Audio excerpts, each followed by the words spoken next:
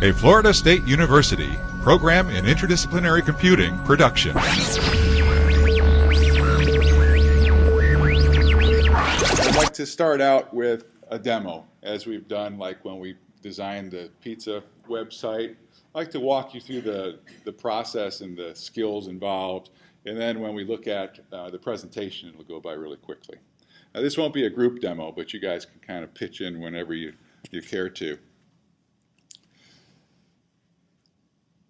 Now, you may find it strange that we don't even talk about graphics software until almost the end of the semester. Just before your final project is when we get into talking about how to create your own graphics. But you won't be surprised as you work through the projects, because you'll find that you can create a whole lot of you can make a whole lot of visual statement just with CSS. You're choosing your color palette, you're making backgrounds different colors, you're using line spacing and typography. So all of this amounts to you actually painting a picture using the whole screen of your website.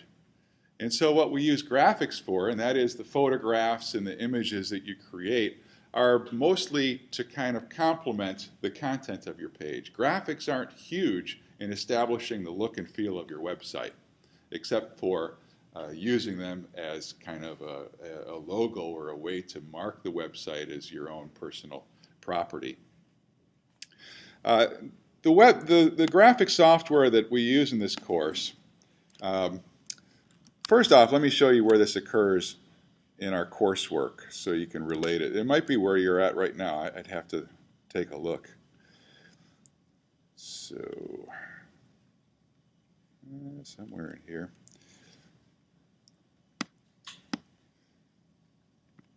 Okay, here's our website. In the assignments, it's CSS Advanced Page Design. So it's the last assignment before the final project gets going. And when you open up this assignment, did I not click it? Oops. Don't. Yeah, it was fine with doing that. I clicked the wrong one.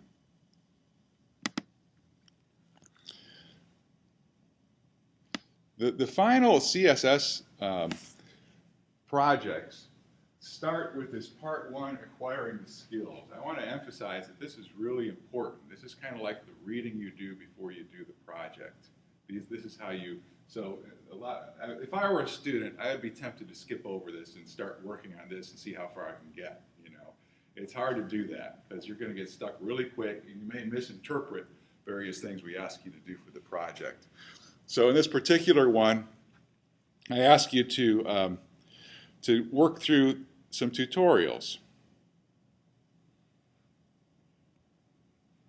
All right, and this basically, there's two parts. The first part is really the most important one. It covers the basics of editing graphics. And I use a software called Fireworks.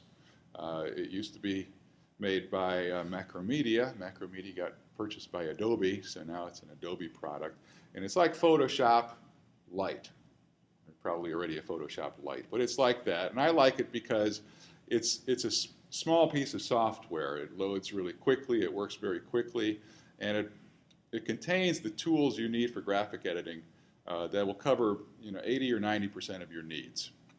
Photoshop is huge software. It typically takes 3 minutes just to load it into memory. And it's got tons of stuff, 80% of which you'll never use. So I just like using Fireworks for quick and fast editing. If you're going to be a designer, if you're going to get into professional business, you need to learn Photoshop. That's just the basics of the industry. It's expected to be on your resume. All right, so what I did provide for you are short videos. Looks like I have to update my plugin, but they just walk you through the skills in Fireworks. Fireworks is available for a free 30-day evaluation, so you can download it and try it out for a month. And to purchase it also, it's half the price of Photoshop as well, so it's something if you need a good. And now you're welcome to use any graphics editing software you want for this assignment. Though I teach you how to do these skills in Fireworks. So if you want to go along with the tutorials and do exactly what's there, feel free. But you already may know a lot of these skills, and you may be good at Photoshop or some other type of graphics editor. What I wanted to do is just show you, this is Fireworks here. I wanted to show you just the basic skills that you're expected to know for this class in about 10 minutes here. And also things that are really valuable to web designers. I got a bunch of photos open. We're not going to do that first. I'm going to start with drawing. And as you open a new document in just about any graphics editor, it'll ask you how large you want your image to be. So I'm going to say maybe 800 by 600, about the size of my screen, comfortably fit on my screen. You can choose a canvas color, white or transparent or custom. I keep getting messages and it keeps beeping. Now you might want to use transparent if you're going to place an image on a web page that has a background color to it or a background image to it, and that way whatever you create, you'll just see the objects you put in the image if you save it to the right format. Okay, I'm going to do a white background. So here's my little area to work in. Notice I'm looking at this at 100%. Some of these other images I have open here, this is 46%. So like images you capture with your camera are going to be huge typically if you capture them at high resolution. So if you open this up, you would have 100% image, wouldn't show you at all the whole image that you're trying to look at. So it's useful to be able to zoom out and zoom in.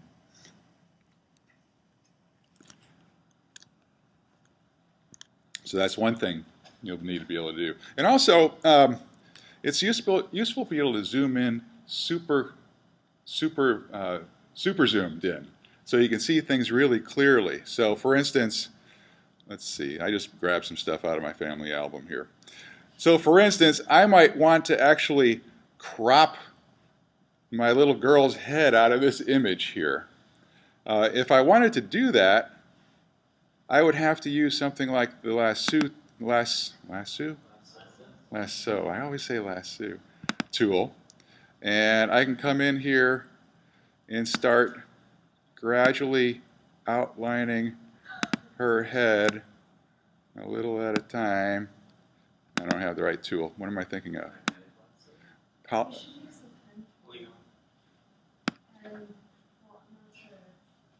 Use the what? Oh, the pen tool? Right, yeah, I'm not sure if this has it. So here's what I wanted, this polygon tool where I can kind of click around and it puts a circle there. It's terribly tedious, and if you slip on the mouse, you have to start all over again. All right. But what occurs, what makes this a lot easier, is if I can zoom in 300%, and now I can actually see the pixels. I mean, if I go in even closer,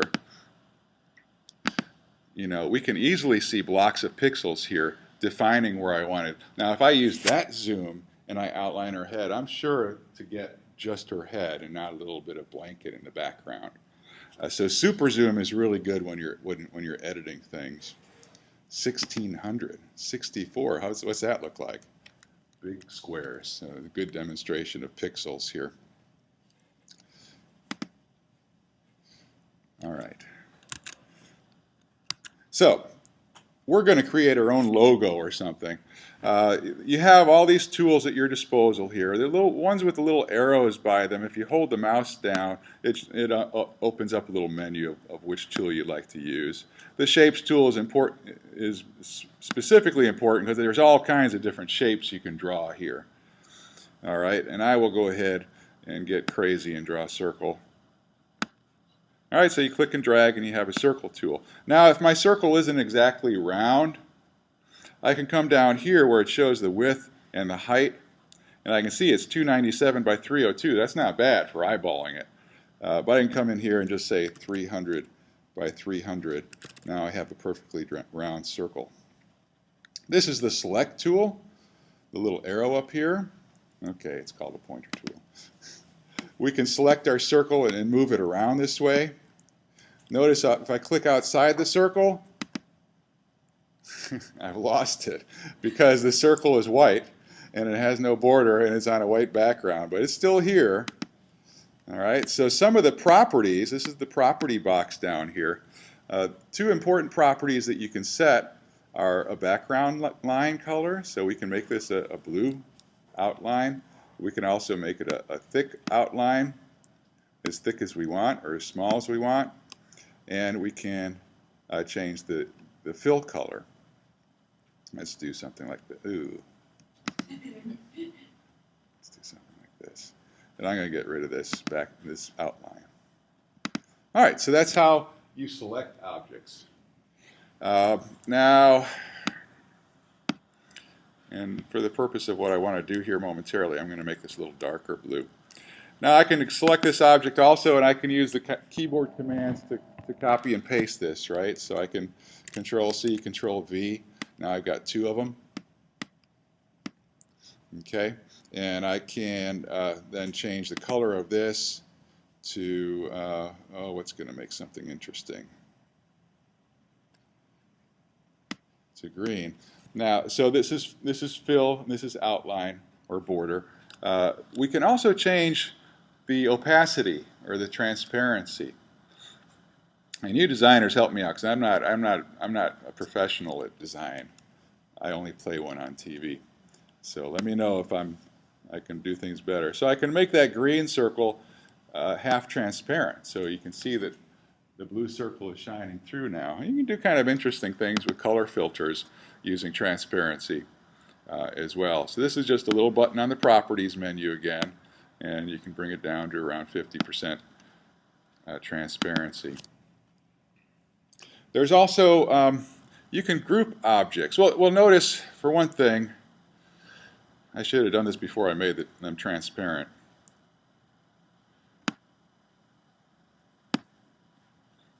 The blue circle is on top of the green circle right now. No, the green circle is on top of the blue circle.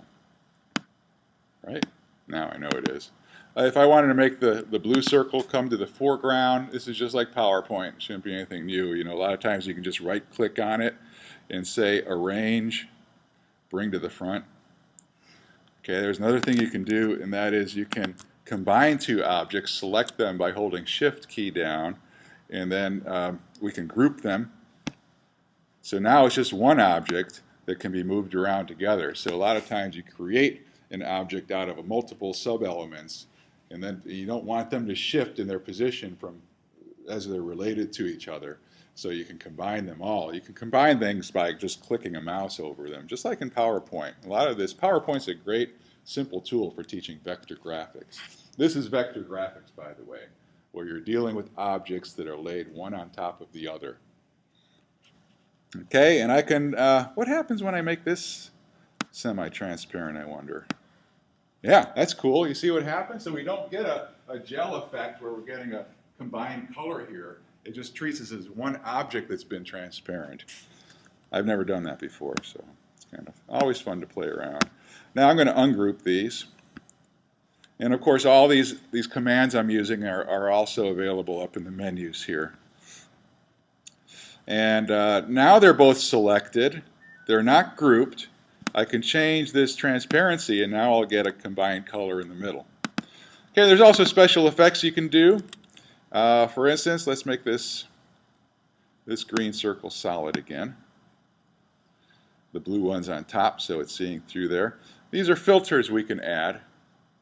And you always wonder, how do they do that? There's a shadow filter. We can add a drop shadow on there. It's very small right now. You might not even be able to have seen it. I can make it a little larger below there. I can make it lighter. And I can also diffuse it by changing the softness. I really like that effect when you're able to kind of soften a shadow behind there. Now I can bring it maybe a little bit closer.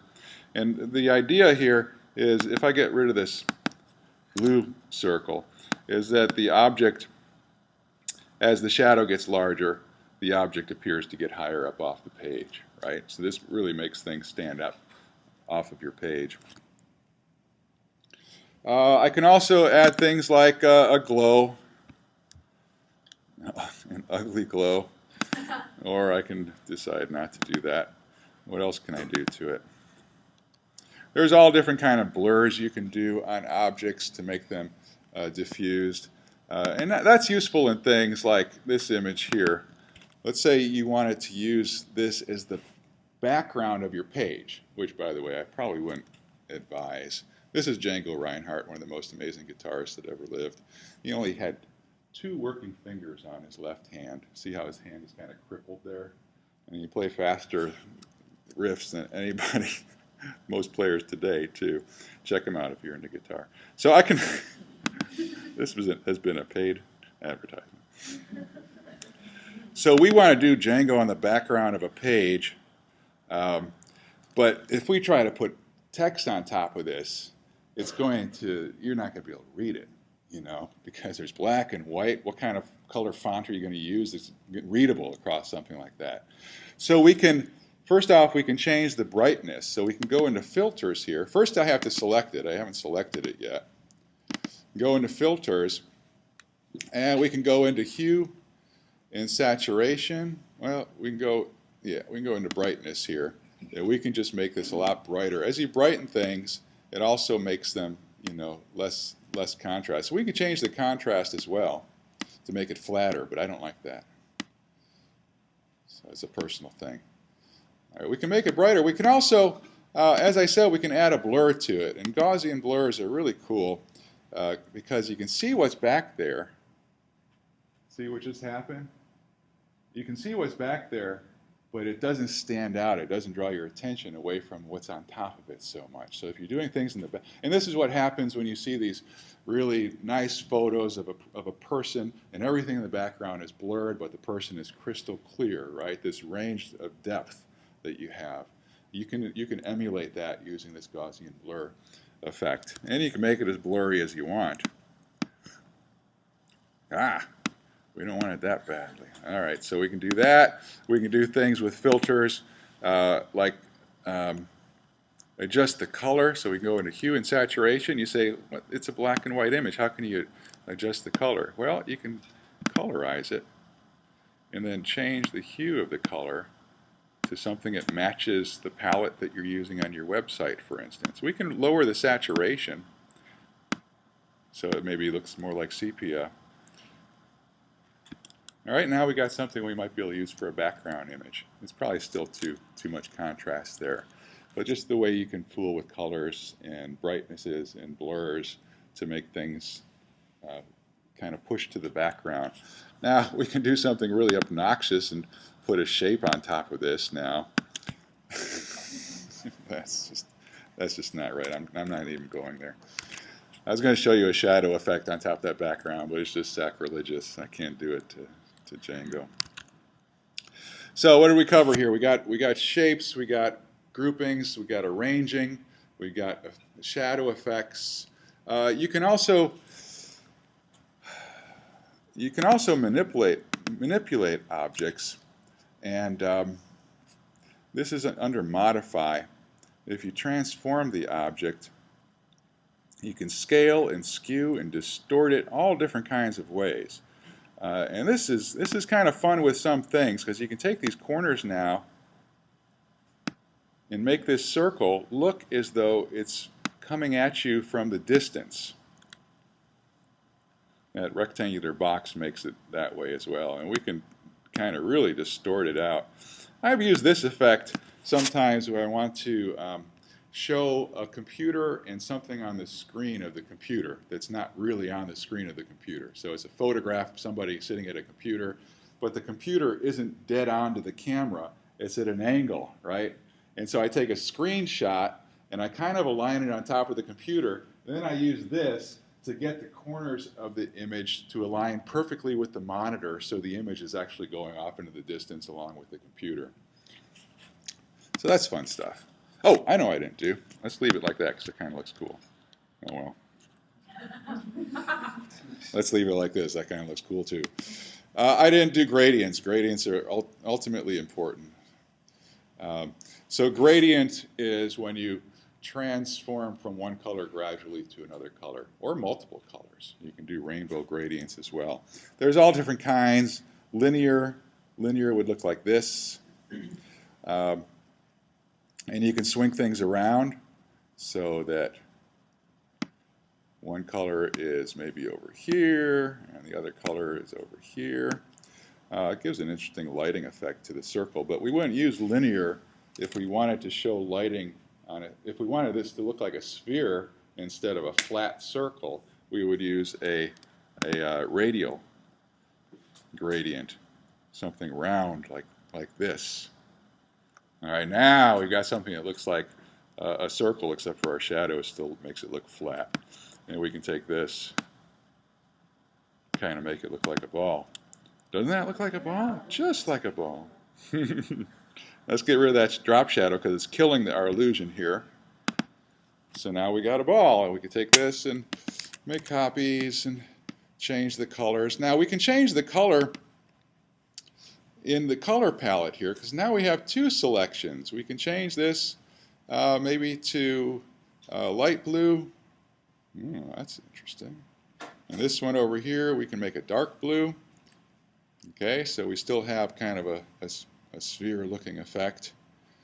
We can even add one to the middle.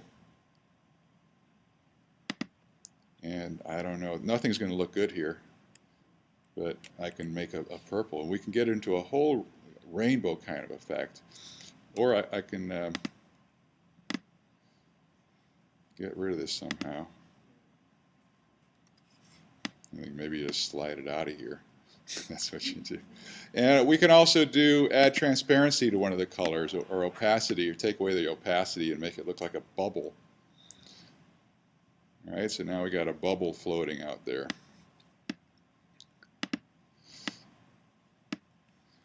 All right, so gradients are pretty cool. There's sometimes defined gradients, predefined gradients you can use for colors. All right, I think okay, so that's what we have in creating shapes. And obviously, you can use a type character.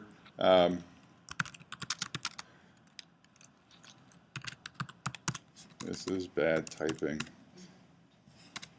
And apply different effects to type as well. Some effects have to transform the type into an object before they can be added to them, but certainly this you can do as well.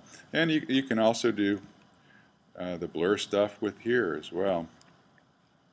So it's going to convert it to a bitmap first, and then it's going to blur it. Now, why you'd want to do that, unless you want to mess with somebody's head, I don't know. So you get the idea? All right, what's another image here? Oh yeah, here's another effect. Beautiful sunset. This is Cape San Blas down by Port St. Joe. Beautiful peninsula down there. If you want to get away, that's the place to go in Florida. Really, you got the whole beach to yourself. There's one little convenience store on the whole peninsula. And we go down there in August typically for a family vacation. And you capture scenes like this. Now, anything bother you about this picture? See, the glare is bad. You're right, but it's not. That's not what bothers me about it. Let's see if I can get the whole image here. I'm gonna go to 25, but there it is. Oh, you can't really see very well. Sorry. There, that's a little bit better. It's a very subtle thing that bothers me about this.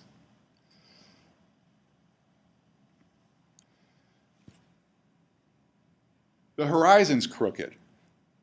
It drives me nuts to have when you take a picture and the horizon is not horizontal. That's where the word horizontal comes from.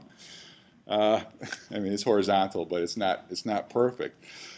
So I can actually come in here and select the image, modify, transform, and we can actually, I need to back out of this a little bit. So modify, transform, and we're going to do a free transform. Now I can grab the corner here and just tilt it a hair. I think that's it. I think I got it. All right, and we select the select tool and it gets us out of that mode. Now the problem is that our borders are all messed up, right? So this is a tool that's really useful for all kinds of web development. That is cropping an image so you have just what you want in that image, or you want a certain size. I want to fill a square that's 300 pixels square, and I've got a rectangular image here. Well, the first thing I might do is use this, what do you call it, a marquee tool, to go ahead and crop off the uneven edges here. Oh, I didn't quite get it. I'm going a little bit off the top there. All right, and I just choose Edit Crop Document. I think I still missed a little bit in the top, so I'm just going to crop a bit more. Edit Crop Document. Okay, now this is only at 25%, and I want something to fill a 300 by 300 pixel area. Let's see if this shows me what I got here. Yeah, so you see down in the bottom left-hand corner, it's showing me how large the selected area is. Now, if I chose 300 by 300, I'd have a box this big. It's not going to be a very effective sunset picture, right? Even if the sun was in the middle of that box, actually it'd be like this. That's a 300 by 300 box here. So what would you do?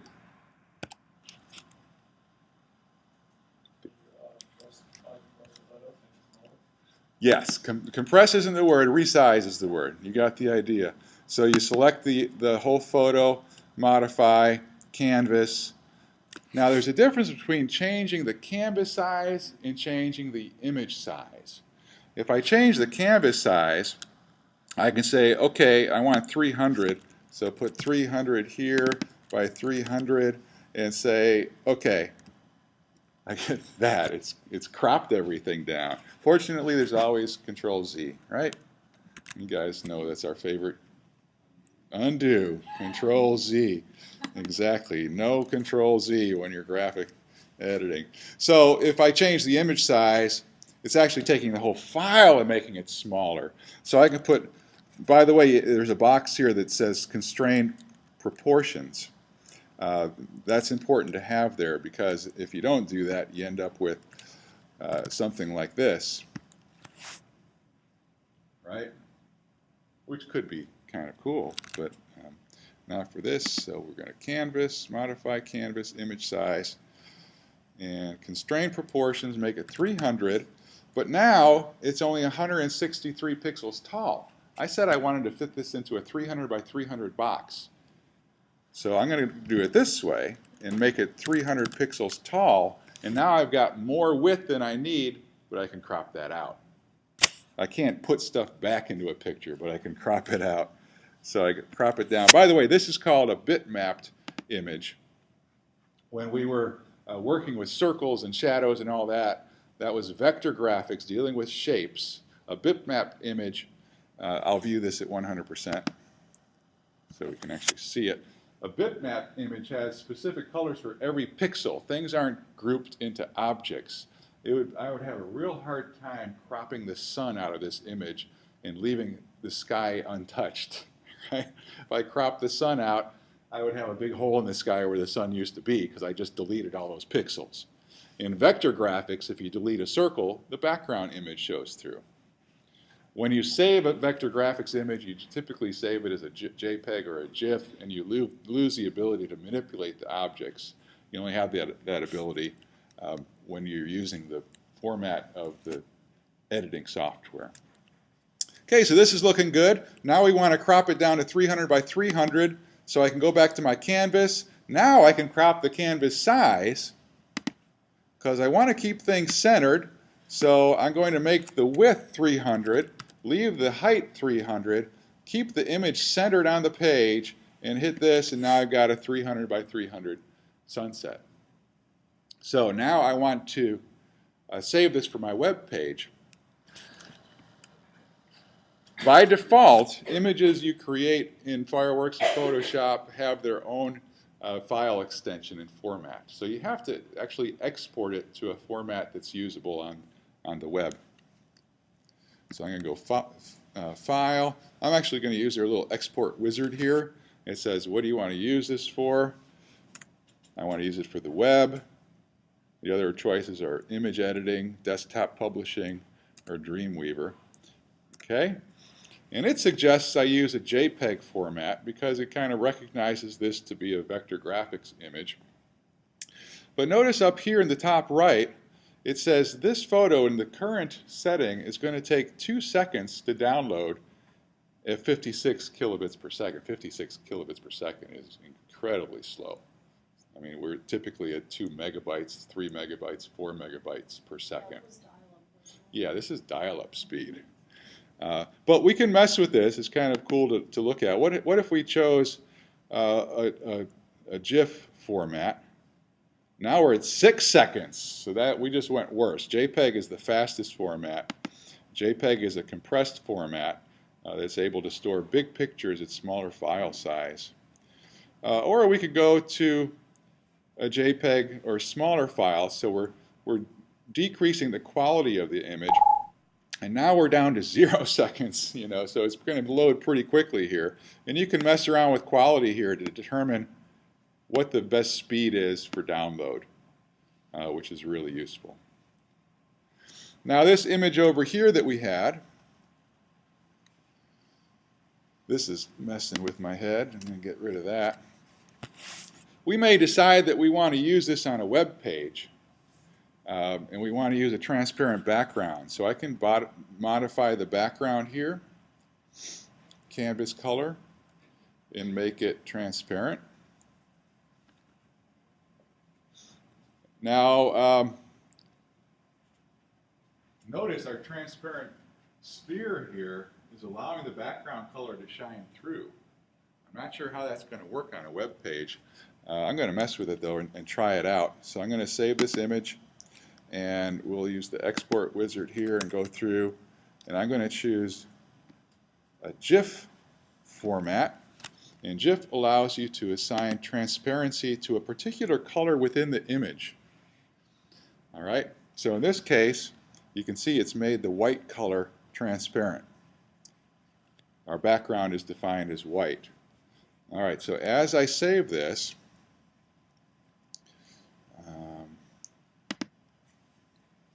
let's just put it on my desktop so I remember where it is. And I also clean my desktop regularly, so I'll get rid of it. We'll call it sphere.gif. Now, I'm going to open Dreamweaver really quickly. Gosh, it's almost 1:30 already. So much for that plan. We'll just finish after my little demo here today. Get me going on graphics, and I just go crazy, I tell you. I'm going to create a new file. I'm just going to make it a plain old HTML document. And I'm going to save this as demo.html, and I'll put it on my desktop.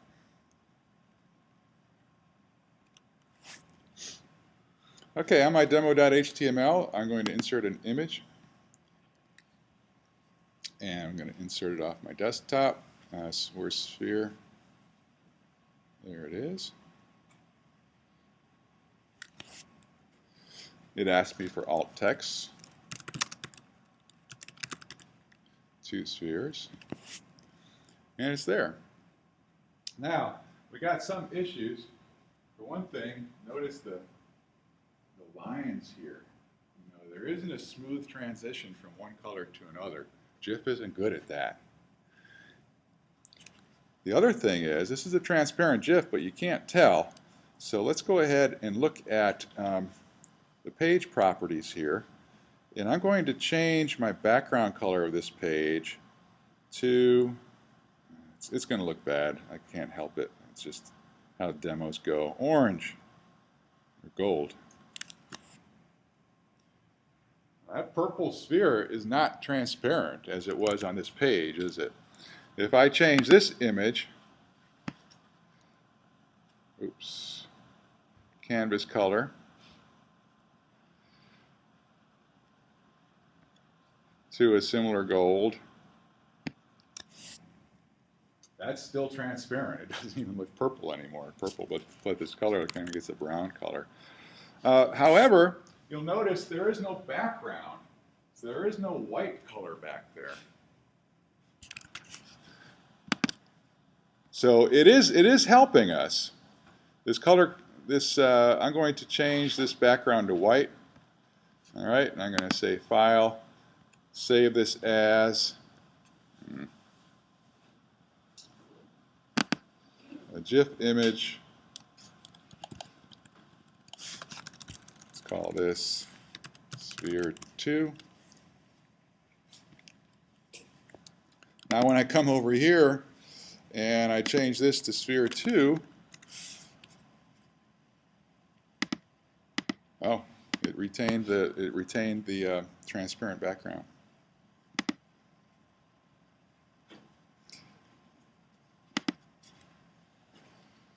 Oops, sorry. Almost there. I got a good point to make here. First off, I'm going to do this because I got way too much background, which is common. I'm going to crop the background. And we'll go into this and do this again. And we'll say GIF, no transparency, export, and call it Sphere 2.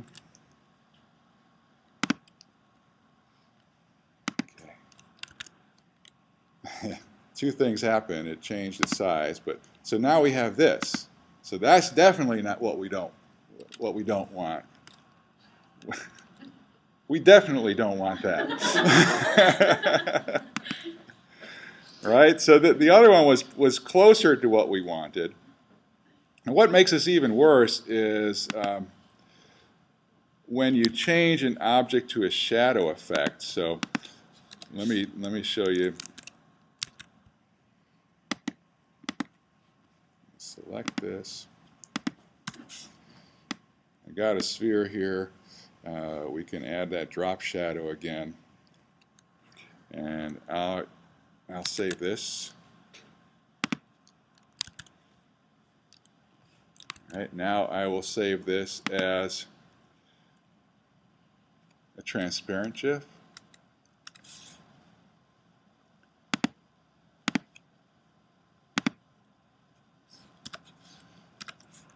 What does that give us? That gives us this. Nasty, huh? It's getting rid of the background color, but that shadow, it can't deal with it all. Now, there's several ways to deal with this. You can use different file formats that say they can get around this. But here's what I would do. I would come to this image, and I would say modify canvas color, and I would say custom, choose my color, and I would grab the same background color as what's on my website. So now my image, oh, you can just click on it? yeah, with the eyedropper tool. And so the image now has a good shadow. I can save this again, and now we've got the effect that we want. Is that how you designers would do it as well? All right, so I mean, getting your graphics to work with your web page and the way you want it to do is a little bit tricky and requires a little knowledge in this graphic software. What I did is very introductory level graphics editing, and all of these things are covered in the little video tutorials I provide for you.